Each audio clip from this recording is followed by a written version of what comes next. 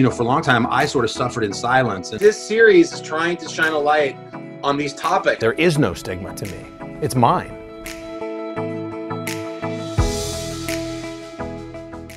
Hi, and welcome to our Today All Day Mind Matters special.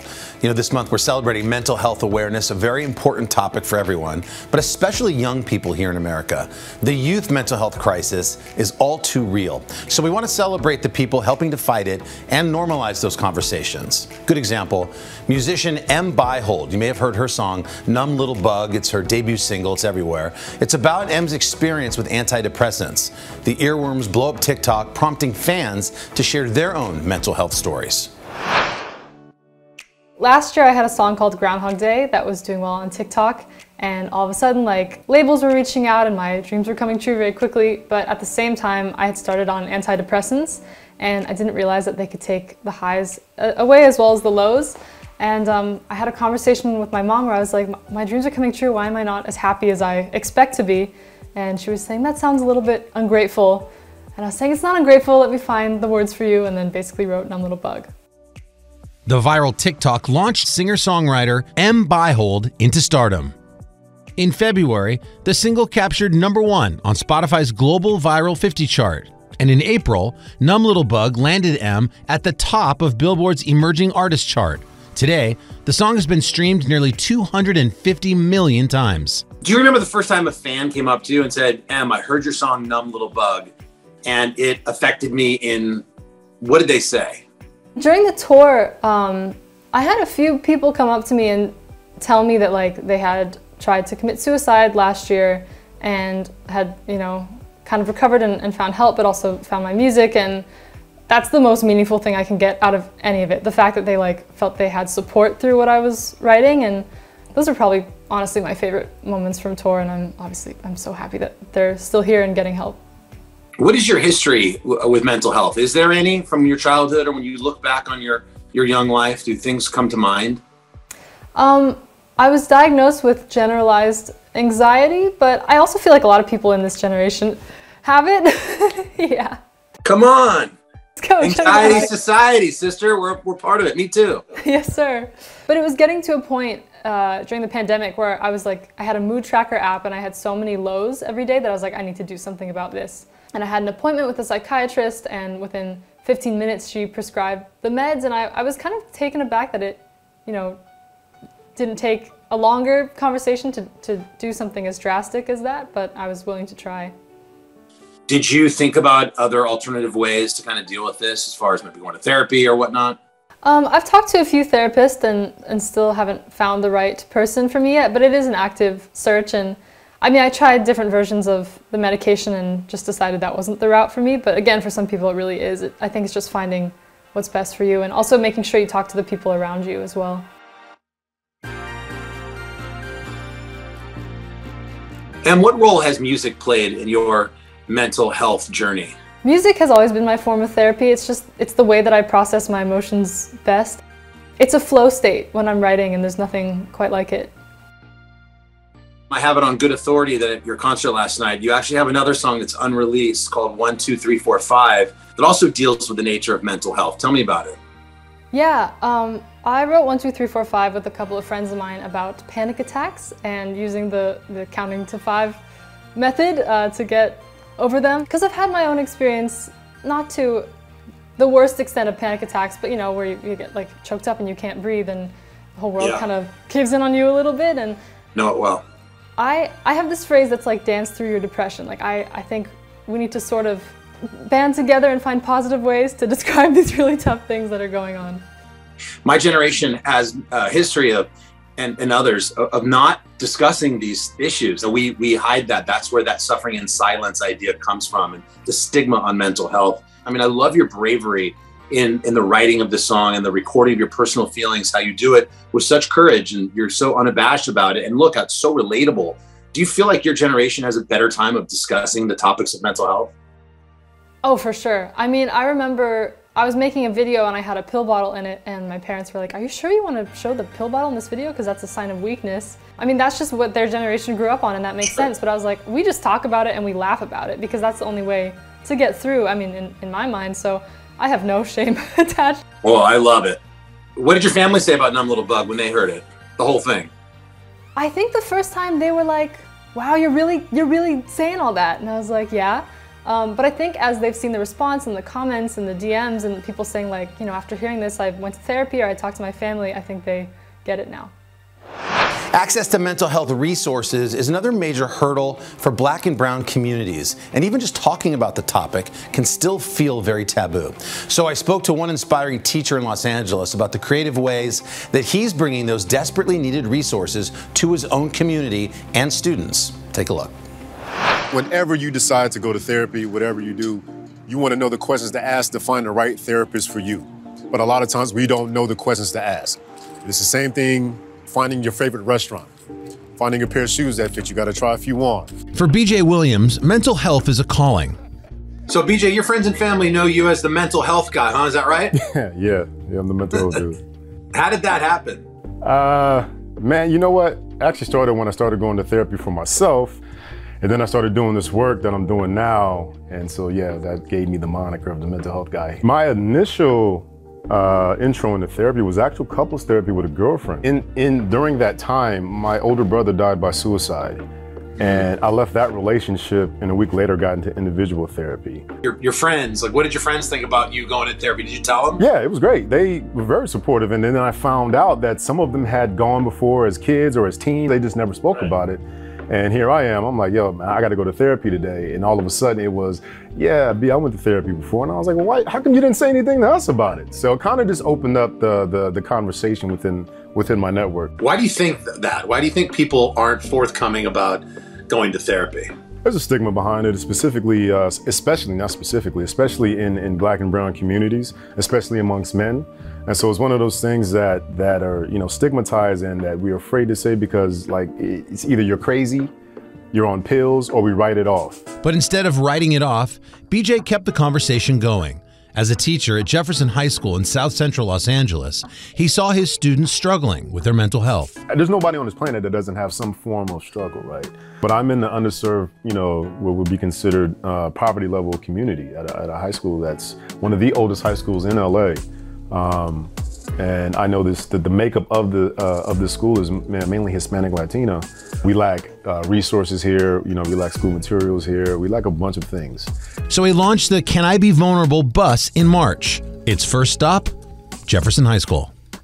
So we provide the community with questions to go on the bus and interview a mental health professional. So that way, when they're ready to embark on their own journey, they at least have some knowledge on what questions to ask. According to the National Alliance on Mental Illness, Black Americans are 20% more likely to experience mental health issues, but are less likely to receive mental health help.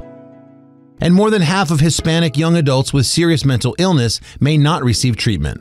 There is still that family stigma that the kids themselves probably recognize that their parents or their guardians probably are still on the stigma of you can't be crazy, we can't afford to be crazy, that's for white people, we, you know what I mean, like we don't have access, that kind of thing. I'm reading your shirt, but tell me about that. Can I Be Vulnerable? What's the history with that? Can I Be Vulnerable is my mental health platform. It started off as a docuseries, actually. I recorded about 50 plus Black men, and I let them just talk about their mental and emotional health journey with a very personal story. Can I be vulnerable? Yes, you can. Will you be vulnerable? Well, you should. We did that for like a year and a half, and then it kind of evolved into some other things. We created a curriculum for high school students. What does Can I Be Vulnerable mean to you? Funny. It's a question and it's also a statement. So for me now, when I say can I be vulnerable, I'm probably going to say something real, like I'm going to get emotional with you. I'm going to tell you something. I want to share me with you. So when I say can I be vulnerable, that means listen up, because we're about to get into a conversation, something that I need to hear, or I want you to know about me. How did the bus come about? I was thinking how to further do the work. And I was like, why don't you just taco truck this thing? Why don't you just bring the people? It was a very simple concept. How about I put mental health professionals on a bus and take them to the community like the ice cream man? And that's basically where it started at. It was nothing profound other than that. Right. I'm thinking of Eddie Murphy. Mom, throw down some money.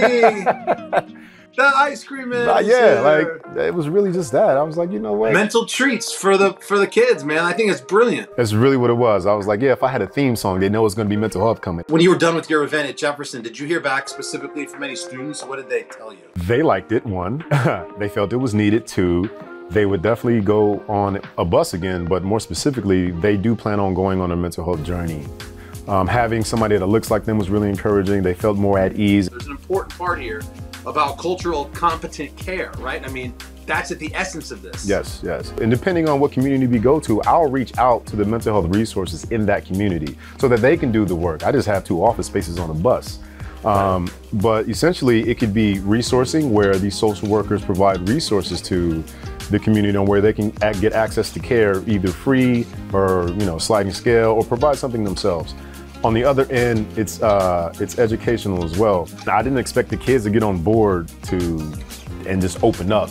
But we also had, mental health professionals that looked like them. I had a black man, I had a black woman, I had a Hispanic woman. They spoke the language.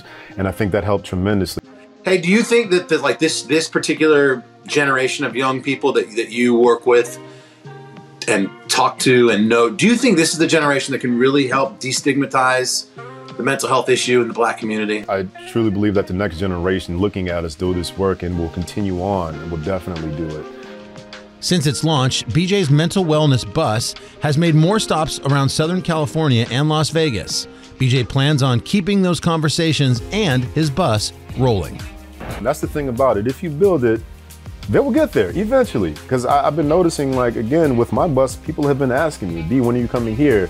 When are you coming here? This is great, but I do think the future of it is bright. I do think this can be something that can go worldwide, honestly. That is a stud right there. That's BJ Williams. He's got big plans for that bus and that community. We appreciate his time and efforts out in California. Coming up next, we're going to check back in with Ohio State's Harry Miller. Welcome back to our Mind Matters Mental Health Special. Today we're focusing on the people who are pushing the conversation forward on young people and mental health. On the surface, college football player Harry Miller seemed to have it all, but the offensive lineman struggled with his mental health behind the scenes, opening up about his football retirement on the Today Show in March. Sadly, he's not alone in his mental health struggles. We caught up with Harry to talk about how he's doing and what needs to happen now when it comes to athletes and mental health. I don't think it can just be college football because there's been so many other athletes from different sports who have shared the same thoughts. So it's all within college athletics. In recent months, a series of high-profile athletes across the U.S. dying by suicide, raising questions about what can be done to better help student athletes manage their mental health. I wish I had the foresight to diagnose what was going on. I think the worst part is when we don't talk about it.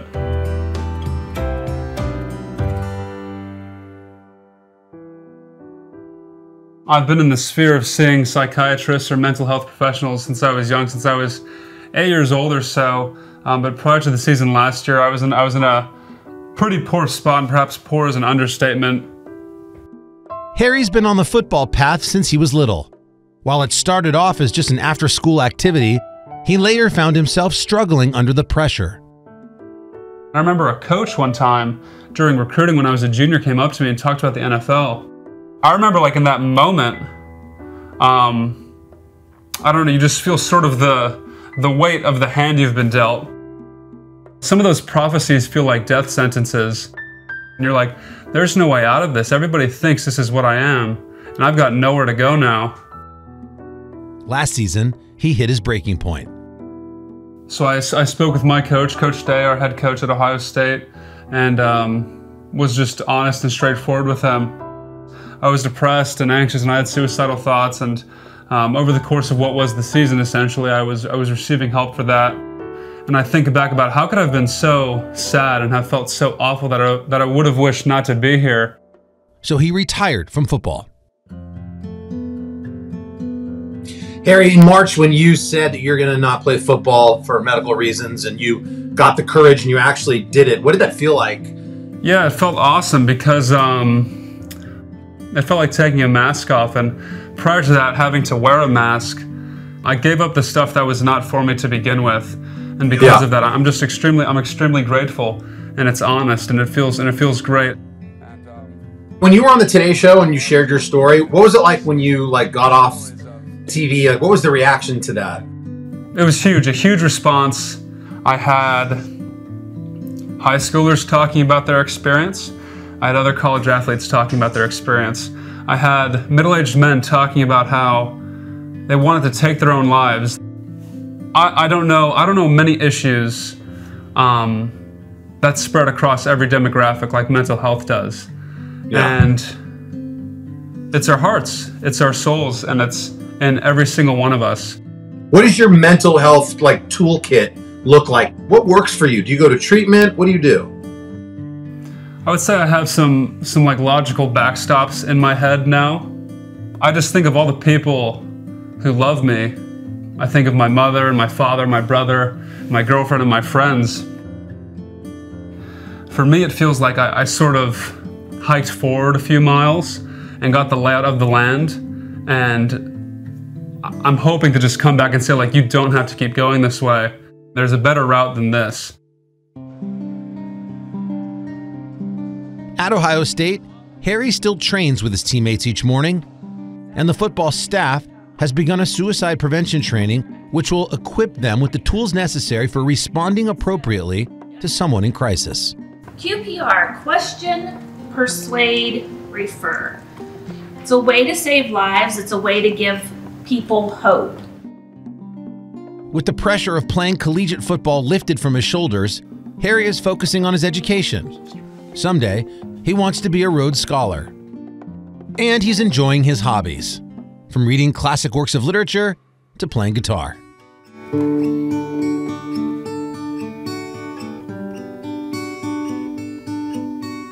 If I'm sad, there's a sad song to play, and if I'm happy, there's a happy song to play. And I don't have to put it into words, and it's already there.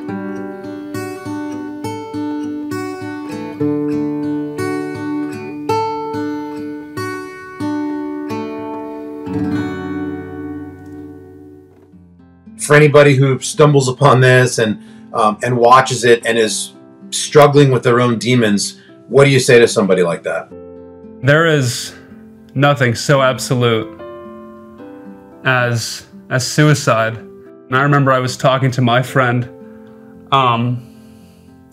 when I was in a bad way, and he just said, "Give it another day," and that became a sort of motto of ours, to just give it another day.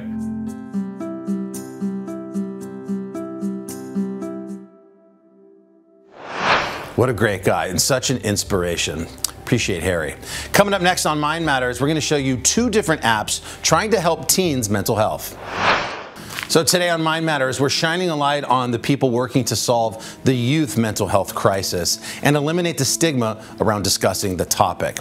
Now, part of that battle includes, of course, meeting young people where they are, where they frequently are. And where's that? Yeah, their phones. So we wanted to highlight 2 apps that are helping out. Every teen should have Teen Talk. After school, 16-year-old Lana Garrido logs into Teen Talk and gets to work. It's kind of an outreach app where teens can use it as a resource whenever they're in a crisis or they need someone to talk to. On the app, teens can anonymously post about what's bothering them, whether it's mental health or relationship problems or issues with friends. From there, Lana and hundreds of other teens work as teen advisors, trained to respond empathetically and offer resources and coping techniques peer-to-peer. Teen advisors receive 50 hours of training and are supported by licensed mental health professionals who can step in if a user is in crisis. 17-year-old Serena Guerrero has been a Teen Talk advisor since 2020.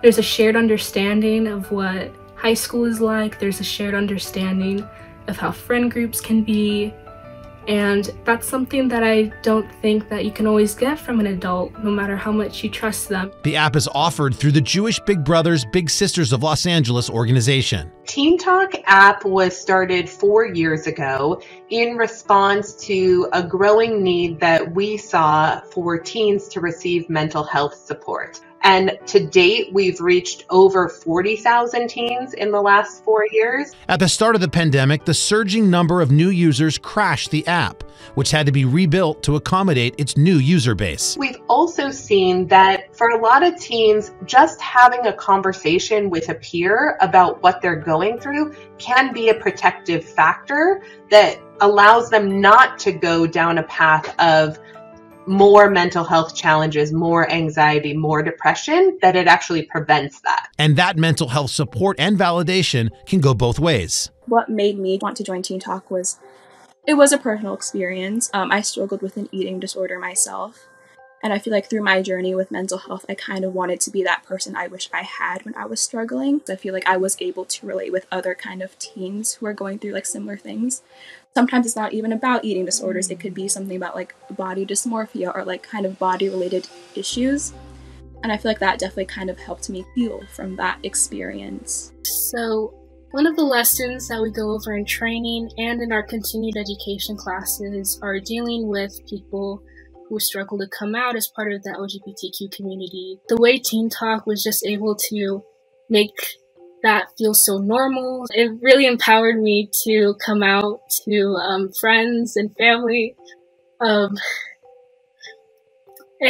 I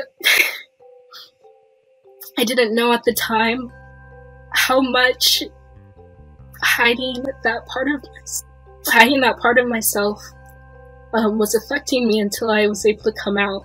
The app wants to break multiple stigmas around getting mental health help and show that sometimes being on your phone is a good thing. The reality is that teens have a smartphone, they're on their phone, and they're on social media. And we want to make sure that Teen Talk app is what they're accessing because it's safe and it's really a good resource for them. Social media does have a bad reputation, and I see it on our app. I see teens coming to us about being very insecure about the way they look because they see all these photoshopped models on Instagram, TikTok. However, Teen Talk, you don't see anyone, or there's no talk about what makeup brands to use. On the app, you come on and you see other teens posting about things that they're struggling with. That urge to strip away all the gloss and Photoshop on our feeds, powering another app called Be Real. Once a day, at a random time, users get a notification that simply says, "Time to be real." At that moment, you've got 2 minutes to snap a pic. Your phone's front camera captures what you're doing, no matter how mundane, while the rear-facing camera captures a selfie of you. It's really like just a snippet in someone's life. It's just a snapshot. Maybe I just got out of the shower, or like I'm in the middle of working out or something. You know, nobody's photo is going to be of them in like full glam, you know, like looking their best. I think it's sort of an unspoken rule that we're all going to do it and be, you know, our just like natural selves. Even though the app launched in early 2020, it really skyrocketed this year, growing 315% since January 1st, according to Apptopia. For college sophomore Juliana Coffarella, she says it's a way to share a more real part of her life with close friends, like when she got a notification during her aunt's funeral. So I like quickly snapped just like a picture of like just my eyes up, and they were like really puffy from crying at a funeral.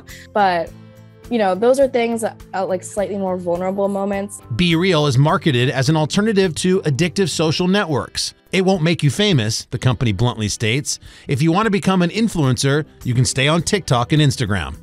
It's definitely not as draining on your mental health. You know, it's not these like curated images from celebrities or influencers or anything. Like it's really just your friends, that, you know, you're not getting that sort of outside pressure to be something that you're not. 2 apps trying to foster better mental health for teens. Hopefully both of those great apps will inspire more just like them. That's going to do it for our Mind Matters special. We certainly hope that these stories inspire you to please keep the conversation going with your loved ones. To find trusted mental health resources, that's a hard thing to do. If you're looking for those resources near you, we encourage you to visit Project Healthy Minds. I'm on the board. They're doing some great work, and they can help you hook up with those resources. You can find more information at today.com/mindmatters. We appreciate your time today. Thanks so much.